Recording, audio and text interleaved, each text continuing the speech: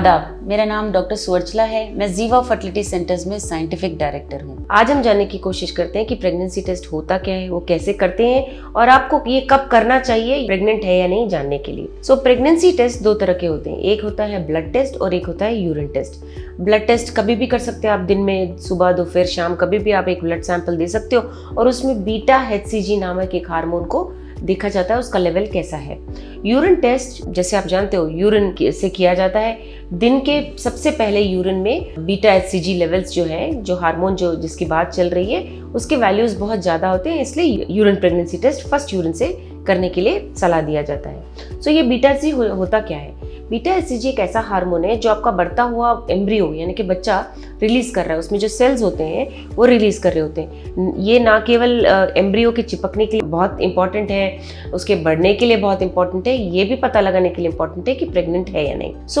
दो तरह के टेस्ट है, जैसे मैंने कहा ब्लड या यूरिन टेस्ट। तो ये करना कब है? बेसिकली अगर आप अपना पीरियड रेगुलर मानते हैं, जैसे कि 28 से 30 डेज का साइकिल है आपका, तो जैसे आपका साइकिल मिस होता है, एक दिन भी मिस होता है, तो आप उसे अवश्य कर सकते हैं और आपको ये यूरिन में या ब्लड में पॉजिटिव दिखेगा। अगर आपका इरेगुलर पीरियड, जैसे PCOD वाले हो गए, एंडोमेट्रियोसिस वाले हो गए, इनके लिए क्या होता है कि इरेगुलर साइकिल्स होते हैं, तो इनको ये सलाह दिया जाता है कि पीरियड्स मिस होने के बाद 1 या 2 हफ्ते रुकने के बाद या ब्लड टेस्ट या यूरिन प्रेगनेंसी टेस्ट कराने के लिए कहते हैं। तो इसमें थोड़े से कंफ्यूजन्स होते हैं, जैसे कि अगर फॉल्स पॉजिटिव आया यानी कि पॉजिटिव जैसा लग रहा है बट है नहीं, ये कब हो सकता है? एक्टोपिक प्रेगनेंसी में हो सकता है या मोलर प्रेगनेंसी में हो सकता है, यानी कि हेल्दी प्रेगनेंसी नहीं है, बायोकेमिकल प्रेगनेंसी, यानी ये सब फॉल्स पॉजिटिव्स है।